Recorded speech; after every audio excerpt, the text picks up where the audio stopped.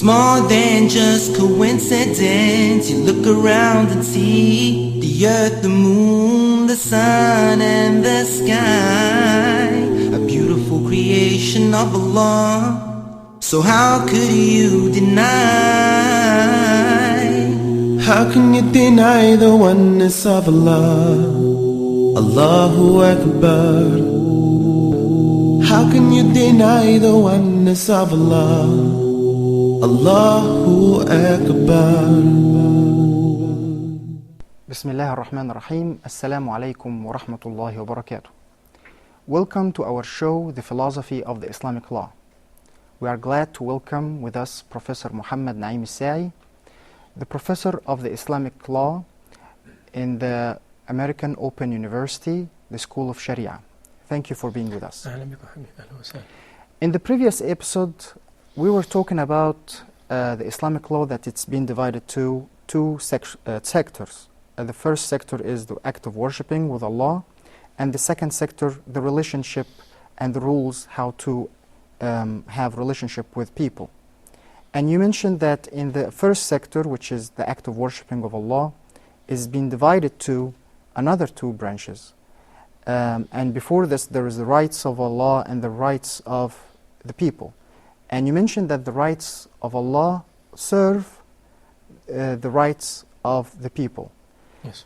And after this, you divided the rules that organize our relationship with Allah into another two sectors, or another two branches. The first one is a public act of worshipping, and the second one is a secret act of worshipping. And all this to solve a big problem, which is sincerity. How to solve the problem of lacking of sincerity. Because you mentioned that lacking of sincerity, that will cause people, when they worship Allah, they are disconnected from the way to deal with people. Let me ask you first, is lacking of sincerity is the only problem that caused this problem, that people who worship Allah and pray and do all this ibadat does not apply on their way that they deal with people? Bismillah ar-Rahman ar-Rahim. Alhamdulillah. والصلاة والسلام على سيدنا رسول الله وآله وصحبه ومن والاه. اللهم إني أسألك علما نافعا وقلبا خاشعا ورزقا حلالا طيبا واسعا. علمنا ما ينفعنا وانفعنا ما علمتنا وزدنا من لدنك علما. As a matter of fact, human beings, the way Allah created him, does like naturally to rush into the result of his work. Mm-hmm. As a human being, I don't like to wait. I hate to wait. True. I like to have my fruit, my reward, quickly. I like to rush to see that. But Allah subhanahu wa ta'ala, by His law, by the system He made subhanahu wa ta'ala for this human being, because He knows him subhanahu wa ta'ala, when sometimes you like something but does harm you, when it does harm you, it does harm others. Mm-hmm. So you have to be trained. You have to be given a special course. How to train yourself to not be that person that likes all the time to rush for the result, and to be that patient person, prefer that your result to be delayed, and to wait for that delayed fruit or result for the sake of the Creator. You worship Him, subhanahu wa ta'ala. And the whole worship in Islam, fasting, praying, giving zakah, dhikr, remembrance of Allah, reciting the Quran Kareem, the main purpose of it, that because you are worshiping Him through this practice, that you are doing this only, and we are saying only for Him, subhanahu wa ta'ala. But as human beings, you are that person, you are that nature. So Allah subhanahu wa ta'ala wants to train you, Azza wa Jal. by making these two sections. Section, in public you do it, but you have to be sincere to him. But we know that being in the public, sometimes public does steal that sincerity from us because we like to show off. We like to see a result. We like to see someone greet us and saying he's a good person, he's a good reciter. So Islam has saved something to fix this problem by saying, don't pray all the prayers in the mosque. Pray only obligatory prayers in the mosque. Preferably, you pray the rest at your home. لا تجعلوا بيوتكم مقابر. صلوا في بيوتكم. Pray at your home. Don't make it like a cemetery. And he used to do it this way, alayhi salam, that he finished the obligatory prayer, he leave the masjid and go and pray at his home, the sunan. Yes. More than that, to train you more and more, increase the dose of the course of sincerity, pray before your family, in front of them. So within your family you are doing it publicly. So you need another course. That course is to do some other worshipping, just to be very special, very exclusive, that nobody knows about this but Allah subhanahu wa ta'ala. So you are recommended to fast sometimes. Nobody knows about this but Allah. Make dhikr. Nobody knows but Allah subhanahu wa ta'ala. Mentioning Allah. Yes. Reciting Al-Quran. Nobody knows but Allah subhanahu wa ta'ala. And anything related to the worshipping, doing it and said, this is my safe. This is my safe box. The same way you are doing something in the bank. My saving account. So not saving account. The safe box, which nobody does have authority to open it. I see. The safe box inside the bank, your saving account, checking account, they can't play with it. They can't touch it. They can't mix your money with some other money. But he said, this is my safe box in the bank. I have only the key. Nobody knows about this but myself. This is your safe box. When he said, I prayed the other night 2 rak'ah. Nobody knows about this but Allah subhanahu wa ta'ala. After I finished this 2 rak'ah, I wake up my wife. As he recommended sallallahu alayhi wa sallam to come up, get up and pray 2 rak'ah with me. But I did not tell her about that 2 rak'ah first.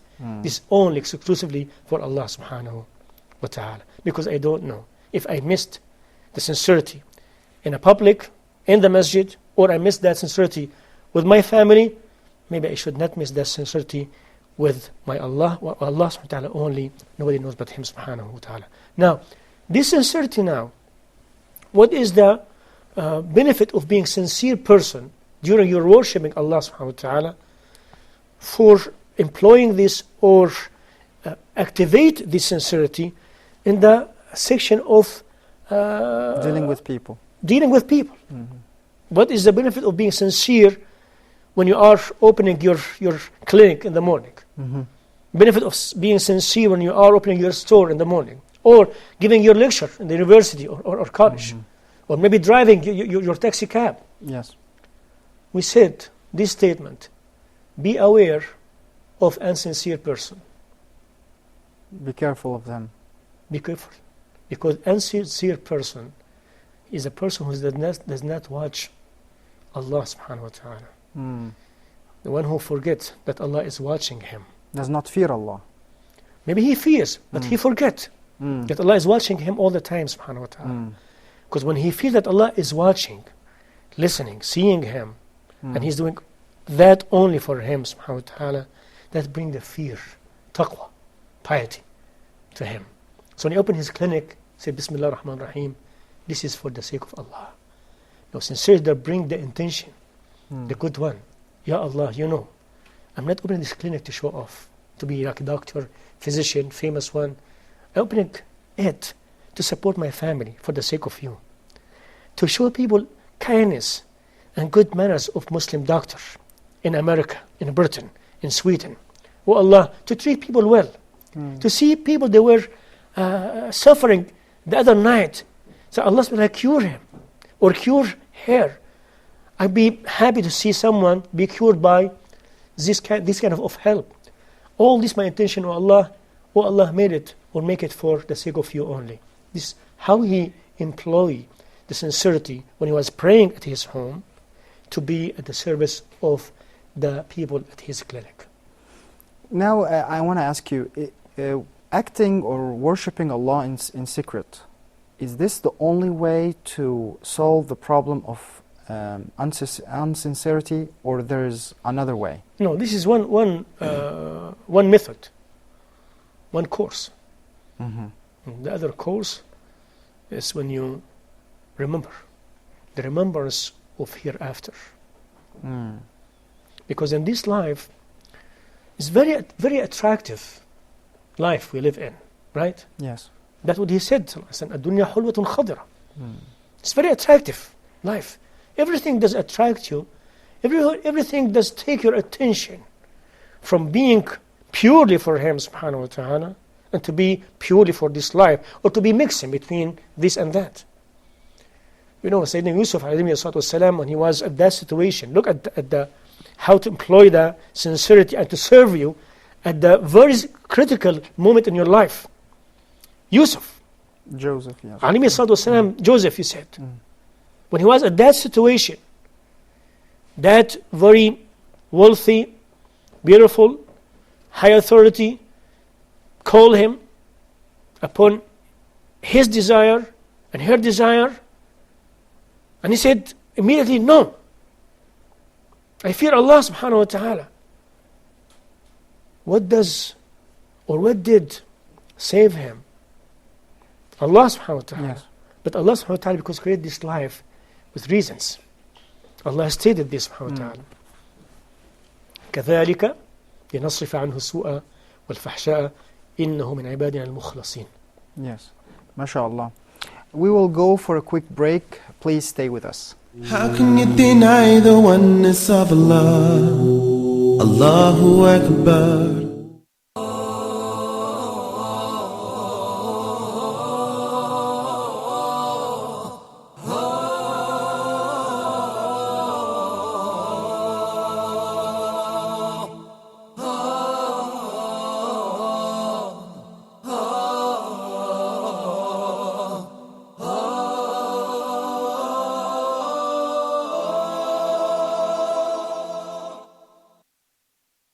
How can you deny the oneness of Allah? Allahu Akbar. Assalamu alaikum. Welcome back. Professor Muhammad, you mentioned before we went to the break that worshipping Allah in secret is not the only way to solve the problem of insincerity. And you mentioned that as well, that we have to remember us of the hereafter. Yes. So would you please tell us more about this? Yeah. When we said the last time that this life is very attractive, just take your attention from being concentrating on that very special issue as being sincere to Allah subhanahu wa ta'ala, to be the good worshipper to Allah subhanahu wa ta'ala. Because sometimes it's very easy to be stolen from you. You appear to be very good practice Muslim, perform your hajj, your prayers, your fasting, your everything, but at once you lost everything if you lost the meaning of the sincerity.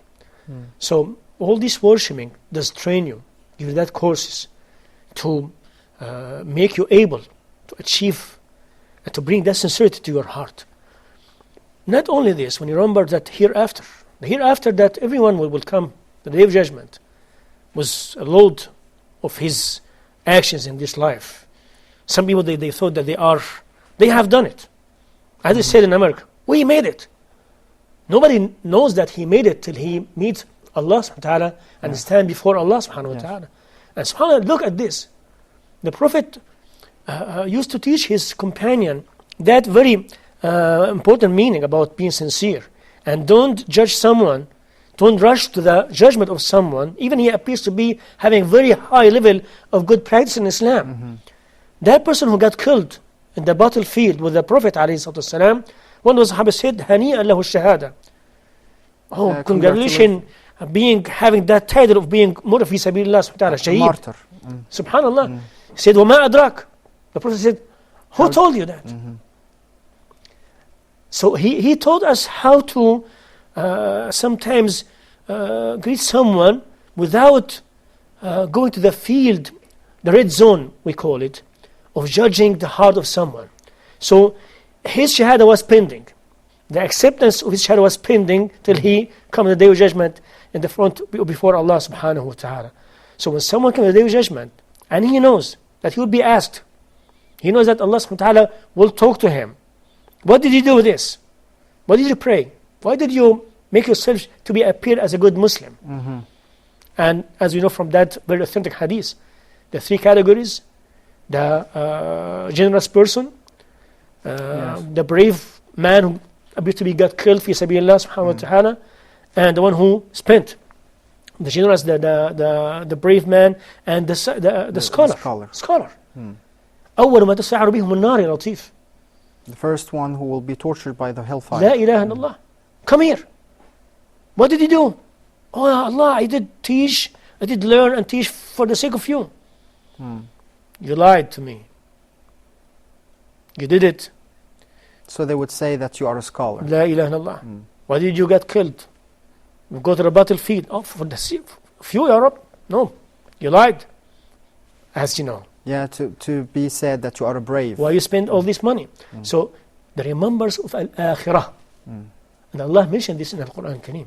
When Allah mentioned His very special prophet and messengers, Allah subhanahu wa ta'ala conclude the stories of this special messenger and prophet by giving them subhanahu wa ta'ala, you could say, titling them as a very special rank. When Allah said subhanahu wa ta'ala, and if you could take the sense from that title, as if Allah subhanahu wa ta'ala is telling us,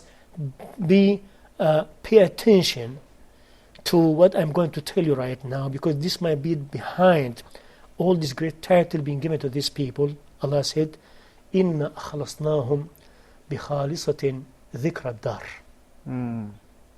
All these prophets, Moses and Jesus and Muhammad alayhi salam, all these, إِنَّا أَخْلَصْنَاهُمْ بِخَالِصَةٍ ذِكْرَ الدَّارِ. Because the one who is in the remembrance of the hereafter, who will be shaked, who will be feeling that it's a real matter, does not take any chance here to play around, make it for the sake of Allah and make it for the sake of someone else. Be careful. And this is how they become sincere. Yes. This is one of the tool, one of the method. Yes. The remembrance. Because Allah, that's what it says subhanahu wa ta'ala. So training yourself to pray privately, donate privately, fast privately, secretly, and remember Allah, remember ad-dar al-akhirah here, after, and remember that you are going to die, and nothing is going to benefit you in this life but your pure and sincere work. And I used to say, it's a very beautiful story about one of the famous scholars in Islam. They call him Al-Imam Abu al-Qasim al-Junaid. He's a very famous scholar and has a lot of students, appears to be a very knowledgeable person. And he died after he passed away. One of his special students saw him in his dream, his vision. It's a story they narrated, but the meaning of it is correct. Allah knows subhanahu wa ta'ala about the authenticity of did it happen or not, but the meaning here. So the student asked his master, his grand sheikh in his dream, what Allah did to you, Imam. And he was responding in a way that student was very surprised. He said, ذهبت العبارات وطاشت الإشارات. All what you heard about me in this life is being gone away. It's gone away. And only 2 rak'ah, I used to pray it in the darkness, in the middle darkness of the night. Nobody knows about this being led for me. And that was my saving in the day of judgment. ذهبت العبارات وطاشت الإشارات ولم يبقى لنا سوى ركيعات كنا نركعهن في جوف الليل. So nobody, the meaning here, knows what is going to save you in the day of judgment. But surely only sincere work and action and practice would be, inshallah ta'ala. Inshallah. Now, you mentioned that sincerity is what will lead, inshallah, to that the act of worshipping, that what we reflect on how we deal with people. Is it only sincerity would help, or there are many things that people... Is there the only disease that lacking of sincerity, or there is another type of disease that unfortunately hold the Muslims to reflect his act of worshipping and how he deals with people? Very, very logical question, because we can see it in our life that a person who is praying, fasting, when you ask him, maybe he sometimes come and consult with you. I have a problem here. What's your problem? I pray, and I try my best to be sincere in my prayer.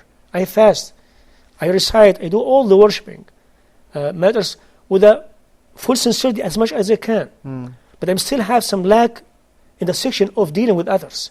I'm not a good husband. I'm not a good father. I'm not a good neighbor. That's what they say about me. So what's the reason here?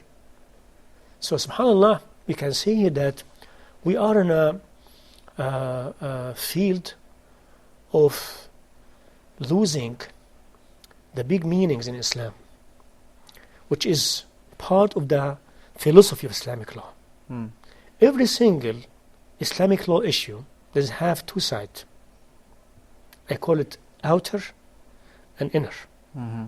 Something you could see it outside, and something you cannot see it outside, you have to see it from inside. And you have to combine between inside and outside to make this kind of Islamic law issue serving the purpose of the whole Islamic law in general. Now, An example. Yes, I need more examples. I always bring the example of apple. If you have an apple, you look at the apple, and I ask you, tell me about this apple. Describe it to me. And I ask you, do you know apple? You said, yes. Do you eat apple before? Yes, I did. All right. Describe apple to me. He said, well, if you ask me about the shape of apple, does it have a maybe apple-y shape? And just from my pocket here. Does it have that round, shape? Gold. The skin, Very soft skin, beautiful color, sometimes red, sometimes yellow. All of these. Does have a beautiful taste. If you ask me from scientific point of view, what is the ingredients of this apple? I could tell you about this have that much of sugar, does have that kind of vitamins. So this from inside. So you have outside and inside. You have outer and inner, right? Yes. That makes apple. Can you imagine the apple without having the sugar in it or vitamin in it? Could you imagine you have an apple just only with the skin of the apple? Or you have to have the apple as a whole, inner and outer. Even this example, I bring it sometimes for some faith issues, answering some belief issues regarding worshipping Allah and only Allah subhanahu wa ta'ala. But that will maybe come later on some other occasions. So this is the apple. Now salah in Islam, prayer in Islam is like apple. Tell me how. Salah does have outer, qiyam, ruku'. Bowing down, prostrate. Yes. Sujood, reciting. You go from up, then you go down, you bend yourself. This is like the movement of the person who is praying, right? Yes. The material he is using to make his prayer valid. This is using that rug, wearing that kind of clothes to pray. This is outer. This is the skin. Yes. This is the color of the apple. Now, to get to the taste of the prayer and the vitamins of the prayer, you have to go deeper inside and get what we call it the concentrating with Allah subhanahu wa ta'ala, making this prayer only for Him Azza wa Jal. When you are making the ruku' or sujood or reciting, you are thinking about Allah is talking to you. So you are in the presence of Allah subhanahu wa ta'ala, and you are asking Him something subhanahu wa ta'ala. So it's like a dialogue here. Allah is talking to you, you are talking to Him, you are asking Him, He's answering you subhanahu wa ta'ala in your إِيَّاكَ نَعْبُدُ وَإِيَّاكَ نَسْتَعِينُ اهْدِنَا الصِّرَاطَ الْمُسْتَقِيمَ. While you are making ruku' sujood, then you finish your prayer and rush to your market, rush to your clinic. I said, I was praying. I cannot cheat that person.